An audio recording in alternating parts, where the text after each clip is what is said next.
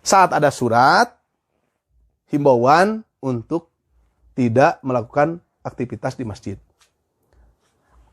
Mana yang lebih banyak? Orang yang kontra, orang yang berontak, jeung orang menerima. Pasti banyak orang yang menerima. Kenapa?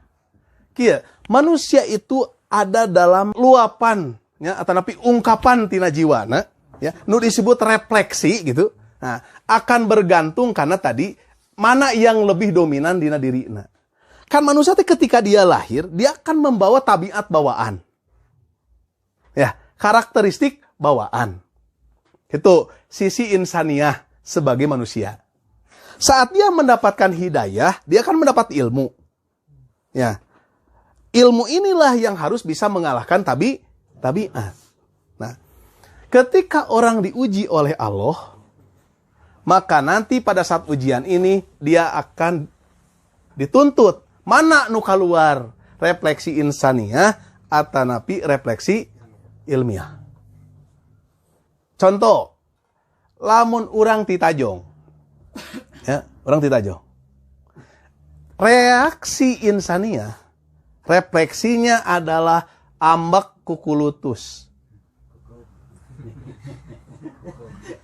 Tapi cek ilmu harus mengucapkan istirja, innalillahi wa inna ilaihi rajiun. Lamun urang titajong, maka refleksi mana yang lebih dominan muncul?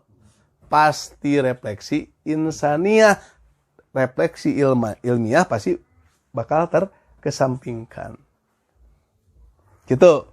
Gitunya. Nah, pada saat turun himbauan agar tidak melakukan kerumunan di masjid dengan melaksanakan aktivitas ibadah di masjid, kira-kira jelema menanggapi himbauan itu pakai refleksi ilmiah atau insaniah? Insaniah dari ridho. Maka banyak orang yang tidak berontak.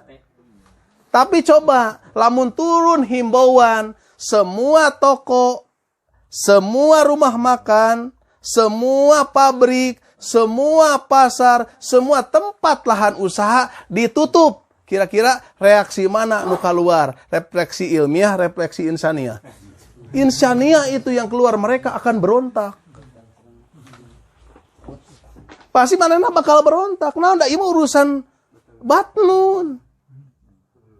Semua akan demo besar-besaran untuk menolak agar tidak ditutup. Yang hari ditutup pengajian mah dah sesuai jeung kondisi hatena. Ya dia tidak berontak. Tapi pada saat ditutup tempat usaha dia berontak karena berkaitan dengan perutnya. Ya. Saat pemimpin ya mencoba menyuruh manusia untuk tidak berkeliaran. Mereka mencari cara untuk menutupi perutnya. Ya.